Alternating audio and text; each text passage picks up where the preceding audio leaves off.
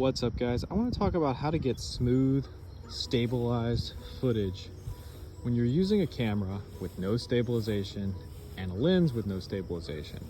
So here's what I do.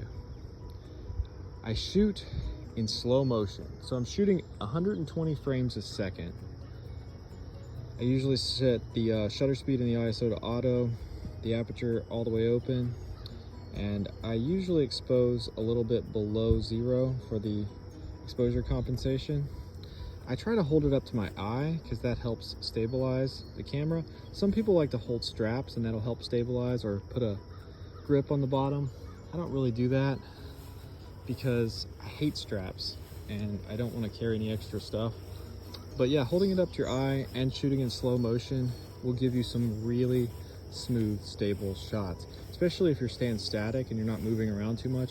Also, the wider the lens, the more stable it's going to be. If you have a really long lens, like 200 millimeters, it's not going to be that stable if there's no image stabilization.